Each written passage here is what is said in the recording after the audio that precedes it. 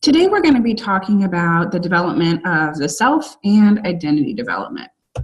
So first of all, the development of the self starts with what we call just really early self-awareness.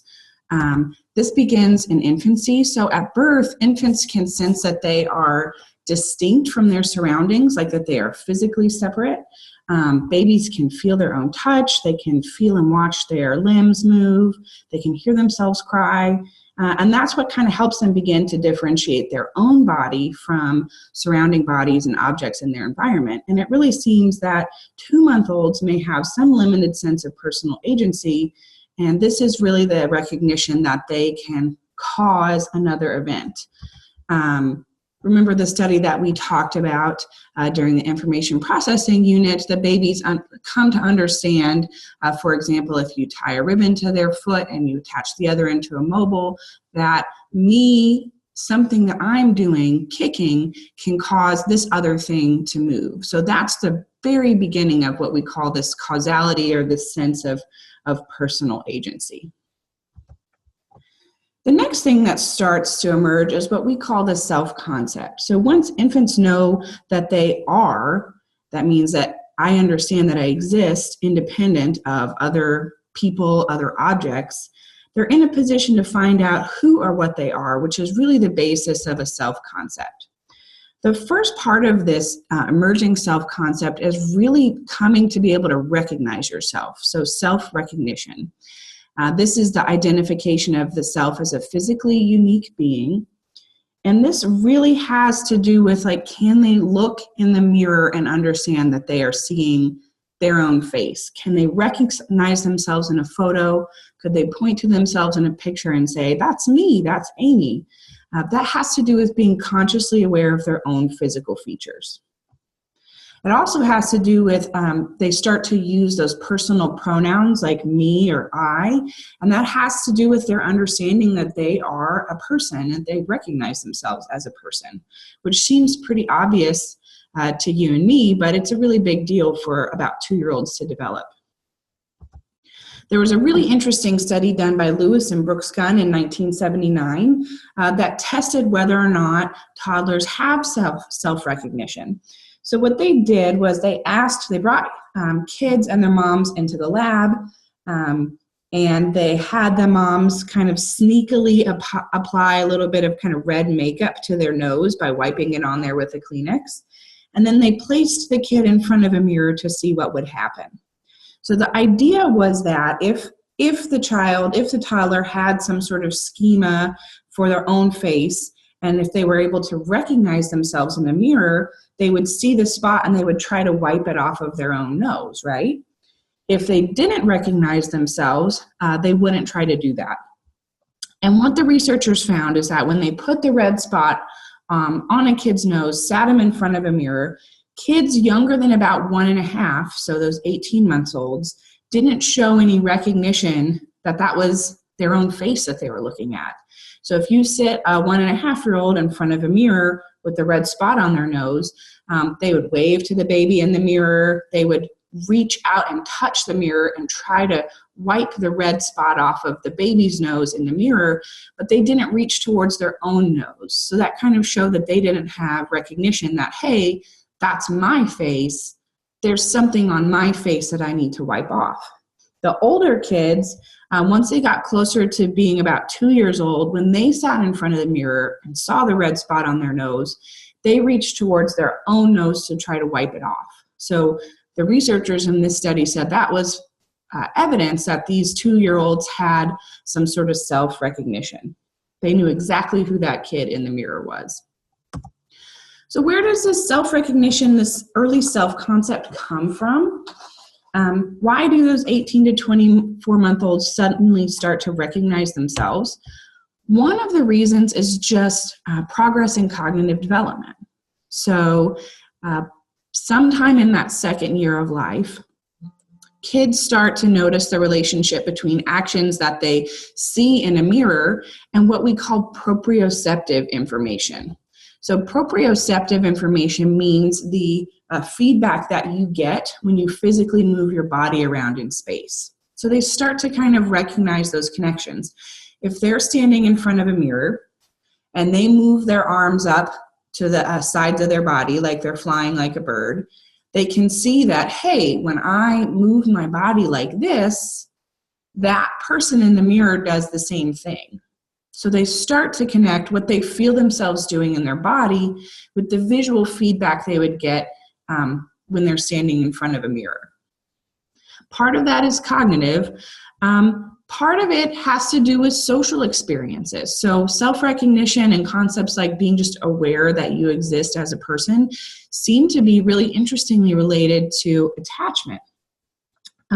So it has something to do probably with how much interaction kids get with their parents. So the kinds of conversations that parents have with their kids, like, you are a big girl. Henry is such a nice boy. Where did we go last week? Henry and mommy went to the zoo. So just the more you talk to the child about themselves and give them information about themselves, helps them develop that self-concept. And we know that kids who have a secure attachment with their parents get a lot more of that kind of information. So it's interesting that kind of cognitive and social factors are both leading together to form this self-recognition. Here's a graph that shows you some results of a study. So if you see, the green bar represents the securely attached children, and the orange bar represents kids who don't have a good attachment with their parents. And if you look on the y-axis, it's measuring how well they do on a scale of self-knowledge. And what you can see is within both the 2-year-olds and the 3-year-olds, the kids who have a really good relationship, have a really good attachment with their parents, know just a lot more things about themselves. So they would know, I'm a boy or I'm a girl. They know what their name is. They maybe know stuff about their family, what their favorite color is. And again, we think this relationship between having a secure attachment and self-knowledge is that it means you've got parents who are interacting with you and talking to you a lot about yourself and helping you sort of form that self-schema, which is pretty interesting. Over the first year of life, so we know that infants and toddlers increasingly understand that they are separate beings from what they see around them. And as they begin to think more about themselves and others, they form what we call this naive theory of mind. And a theory of mind is really just talking about this coherent understanding of your own and others' rich mental lives. So the understanding that you have thoughts, sort of this inner self, and it really has to do with the understanding that other people have a different, separate inner self and different thoughts than you have. And that's something that takes a lot of years to kind of figure out, that, hey, not everything that's going on in my head is going on in somebody else's head. At the end of the second year and continuing over the third year, toddlers start to get a clearer grasp that other people have different emotions and desires than them, which is made evident by the increasing use of emotion state vocabulary and attempts to empathize with people. So saying things like, "Are you okay, mommy? You look sad." Preschoolers are clearly aware of the existence of an inner self in other people. But the key thing is that although 2- and 3-year-olds have started to link other people's appearances to emotions and desires, so they can tell if mommy's making a sad face, I know that on the inside she's feeling sad, they're limited to what we call this really simple desire theory of mind. So 2-year-olds think that people always act in ways that are consistent with their desires. So if you want something, you're going to behave in a way that's going to help you fulfill that goal. They don't understand that less obvious things that you can't see, like interpretive mental states and beliefs that you have, can also affect behavior. And they don't understand that people can have beliefs that are wrong. So that if I wanted to go do something, but I have a false understanding about where that object is, that I could even be guided by a false belief. They don't understand that. And that's something that really starts to develop around the ages of 3 or 4. This is a more sophisticated, we call it the belief desire theory of mind. This is an understanding that the beliefs you have, and not just the obvious things you can see on the outside, can also affect your behavior. So these kids, these 3 or 4-year-olds, start to understand that beliefs and desires, and also that false beliefs can guide behaviors too. So that distinction is going to become more clear when I show you how they test this in kids. So the way that we test whether a kid has just that basic desire theory of mind or that belief desire theory of mind, which is more sophisticated, is through a procedure called a false belief study. And I've actually posted a couple of videos of this procedure on Blackboard. I'm going to explain it, but then I've posted a video of a kid who's failing this procedure and a kid who passes this procedure, so you can kind of see how they talk their way through it. But basically, the way the procedure works is that they show kids sort of 2 closed boxes. One is a familiar Band-Aid box, has Band-Aids on the outside, something that kids would usually recognize. I think in the video that I posted for you, it's a crayon box. And they hold up these 2 boxes. One is plain and unmarked. One says it has Band-Aids in it. And then they ask the child, pick up the box that you think has the Band-Aids in it. Well, and most children, and we probably would too as adults, pick up the box that says Band-Aids. When they open the Band-Aid box, they look inside and see that the box is empty. And then they open the unmarked box and see that that box actually has the Band-Aids in it. So first they thought that the Band-Aid box had Band-Aids, and then they realized that they had a false belief. So, okay, now I know, I'm little Bobby, I know that the Band-Aids are in the blank box. So then the second step, the experimenter pulls out a puppet and says, hey, this puppet is named Pam. She has a cut on her hand, you see, and she needs a Band-Aid. Where do you think she will look for the Band-Aids? Will she look in this box or this box? And what the kids who don't have that belief desire theory of mind, that sophisticated theory of mind, the kids who don't have that yet say, oh, she'll look in the blank box. Even though they should know that everybody would normally look in the Band-Aid box because that's where they looked too. And they said, why would she look in there? And they said, well, because that's where the Band-Aids are. And kids who don't have that belief desire theory of mind, again, they don't realize that you can be motivated by a false belief. So they know, okay, I know the Band-Aids are in the blank box. Therefore, everybody probably knows the Band-Aids are in the blank box. And then the funniest part is that these kids don't even remember that they got the question wrong. So if they say, okay, yeah, Pam would look in the blank box. And then the experimenter says, before you looked inside, where did you think the Band-Aids were? And the kid will say, I thought they were in the blank box. So they've just sort of totally revisionist history forgotten that they had a false belief too. So only once kids start to kind of pass this task and say, okay, yeah, Pam would probably look in the Band-Aid box like I did, but she would be wrong, that's when they start to understand you can be motivated by false beliefs. And that happens nearer your 4th birthday. 4 and 5-year-olds are usually pretty good at this kind of task. Self-concept is something that starts to emerge around the same time too. So you have to understand, yes, I am a person that exists. You start to have some knowledge about yourself. And then a self-concept is a little more sophisticated than that. So who are you as a person? And your self-concept is going to be made up of a lot of things. So this is a set of attributes, abilities, attitudes, and values that an individual believes defines who he or she is. These words, it's usually some words that you'd use to describe yourself. And people's self-concept actually changes over time. So this is something that develops in the kinds of things that you include in your self-concept, and then how you feel about yourself can change too. So most of the research on preschool self-concept shows that preschool age kids, and that means anywhere between kind of 3 and 6, usually use mostly concrete physical words to describe themselves. So physical characteristics like I have blue eyes, I am tall, I have a new bike, I have 2 sisters. Older children, once you get to about school age and then adolescence, they start to gradually use more of what we would call inner qualities to describe themselves. So I am smart. I am pretty good at making friends. I'm usually pretty shy. Things that you couldn't necessarily see on the outside. The reason that they start doing more of using these abstract terms to describe themselves is, one, just because they have the vocabulary to describe that a little bit better as they get older.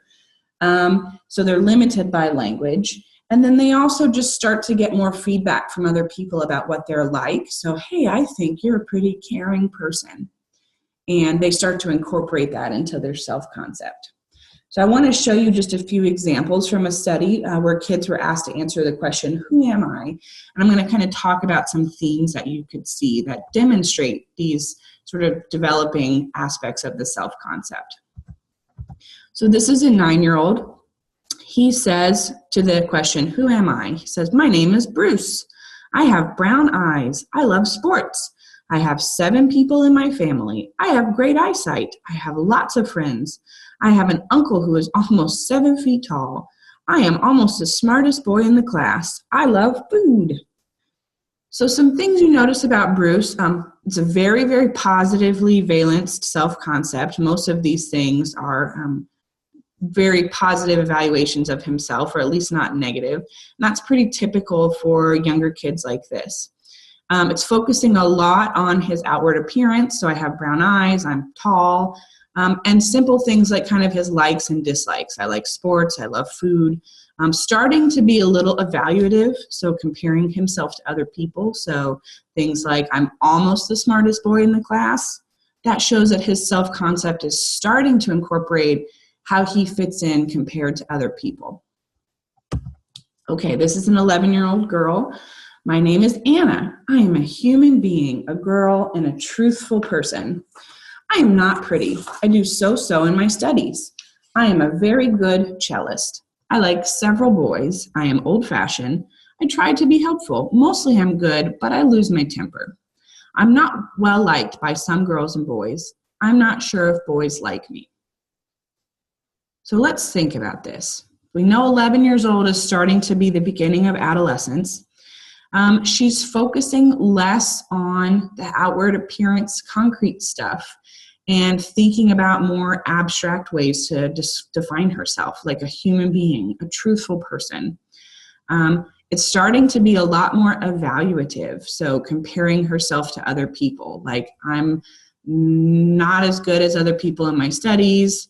I'm very good at playing the cello. I try to be helpful. And she includes things about how much other boys and girls like her. So this is a very typical kind of self-concept reading for an 11-year-old. Let's see what happens when we get into the full throes of adolescence. So this is a 17-year-old girl. It's very different. She says, I am a human being, a girl, and a Pisces. I am a moody person, an indecisive person. I am a big, curious person. I am lonely. I am an American. God help me. I am a Democrat. I am a liberal person. I am not a classifiable person, and I don't want to be. So again, usually when I give this lecture in a class full of people, they kind of die laughing at it, but I think that you can see maybe some aspects of yourself as an adolescent in there, and that's what kind of makes it funny. So some things we start to see at the end of adolescence, very abstract concepts, things like your astrological sign, like a Pisces, that's something that's not going to figure in when you're a young kid. Using a lot of descriptive words, placing herself within larger social categories, so political categories, national categories. And then it's funny, after she spent all this time kind of classifying herself, she also says, I'm not a classifiable person. So we're also getting a lot of contradictory ways of describing herself here. Again, this is what we know about adolescence. When you think back to Piaget, thinking that you're very unique, that's part of it. And then starting to think of all these different hypothetical possibilities. So she's just sort of starting to understand how she fits in this larger kind of global framework even. And that just a few more points about the self in adolescence. These terms are ones that we talked about in Piaget's theory, but I wanted to bring them back up because they have so much to do with self-development in this age group. So again, remember that personal fable. This is very much fits in with that example we looked in on the last slide. So a personal fable, remember, is that story that adolescents tell about themselves. It involves beliefs in their uniqueness of their own feelings and their immortality. So again, adolescents, you don't know how it feels to be me. They think that they're the only ones who can experience their specific brand of misery or happiness. And then there was also this idea of the imaginary audience. And again, that was the belief that everyone else is focused on their appearance and behavior. So if I'm preoccupied with what I look like, everybody else must be preoccupied with what I look like too. They are very self-focused, and they believe that this kind of carries over into other people, which really you kind of wish you could shake them and say, hey, you only care about yourself. Most other adolescents are only paying attention to themselves too, so you're probably going to be okay. The last thing I want to talk about a little bit is just this concept of identity formation. So figuring out, it's a little bit more coherent than that self-concept, just you're getting a stable sense of identity. So identity we would define as a mature self-definition or a sense of who one is and where one is headed in life and how one fits into society. So it has more to do with, it's not just about understanding who you are as a person right now, but sort of a coherent sense of where you're going and where you fit into the larger scheme of things. So according to Erik Erikson, who we talked about really briefly in that first unit, he was a psychoanalytic theorist like Freud. He thought that establishing an identity is really the major developmental hurdle that adolescents have to achieve in that stage. He's actually the person that coined the term identity crisis, which I think a lot of you probably use colloquially now. But he thought that this was a really major developmental milestone, is going through a crisis of not really knowing where you are and where you're headed and how you fit in, and then somehow resolving that and figuring that out. But that was really important.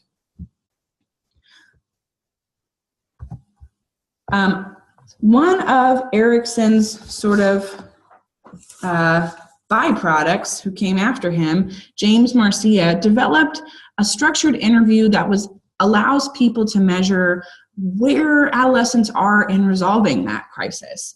It allows researchers to classify adolescents into one of what they called these 4 identity statuses based on whether or not they've explored various alternatives and made firm commitments to different aspects of their self. So things like, have they figured out what they want to be when they grow up? Do they understand their political beliefs, their religious beliefs, even sexual orientation? And so these 4 identity statuses that I'm going to show you represent different stages in sort of resolving that conflict. So the first one he called identity diffusion. Somebody who's in a diffused state, that means they haven't even really started to think about or resolving these identity issues. So they are not yet exploring. If you ask them, hey, how do you feel about politics? They're like, yeah, I'm really just not worried about that yet. The second identity status that Marcia defined, he called identity foreclosure.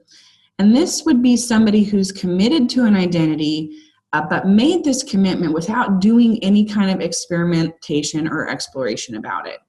So this would be the kind of person that if you ask them like, oh, are you a Democrat or a Republican? They would say, oh, I'm a Republican because my parents are, or I'm going to be a doctor because my parents want me to be a doctor. So usually you see a lot of kids in this foreclosed status doing something because it's just sort of expected of them because of their family. So they're not choosing a path because of their own exploration. They're choosing it because it was kind of prescribed to them.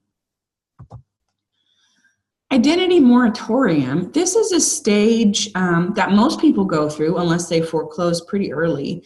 It's a stage of exploration where you're not really committed to a single identity, but you're doing a whole lot of looking around and trying different identities on. So thinking about a lot of different jobs. I can't even decide what to major in because I'm interested in so many different classes. So just kind of trying a bunch of things on to see how they fit. It may seem a little scattered, but the research has shown that going through this moratorium phase, the trying on all the different aspects of your identity really helps you make an informed decision about what you want to be. And then the fourth identity status, this is sort of the goal where you want to get, is called identity achievement. And this is somebody who's resolved any kind of basic identity issues by making a personal commitment to particular goals and beliefs. And it's usually because they've done some sort of exploration. So here are some of the items from the interview, and they'll just kind of demonstrate to you those four identity statuses. So if you look at 1 and 2, 1 and 2 would be identity foreclosure. So my parents know what's best for me in terms of how to choose my friends. I guess I'm pretty much like my parents in terms of politics. Anytime you kind of see references to, I'm just going to do what my parents say, that's a dead giveaway of foreclosure. 3 and 4 would be that diffusion state that I haven't even started thinking about it. So let's look at number 3. I haven't chosen the occupation I really want to go into. I'm just working at whatever is available for now. I haven't really considered politics. It just doesn't excite me much. So if you see keywords like not really working on it, not thinking about it, not really into thinking about it, that's going to show you that that's kind of a diffused identity person.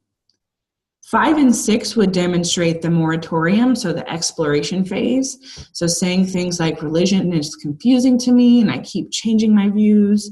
I'm still exploring the many possibilities to find the right kind of friends for me. So any words that kind of key you into like, no, I haven't made a decision, but I'm kind of actively working on it. I'm thinking about it. That's going to be moratorium.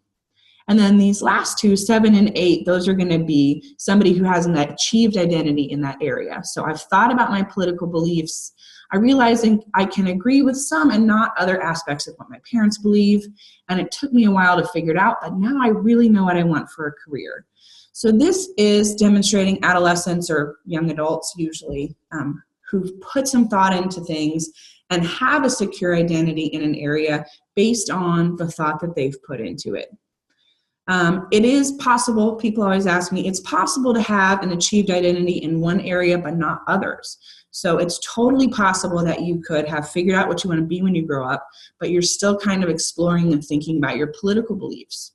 Or it's really possible to say, be somebody who has identity foreclosure in like the religious area. So I'm going to be X type of religious denomination because my parents are, and I'm not going to think about it. Even though they're maybe constantly exploring maybe their occupational outcomes. So those are just some examples of how they measure it.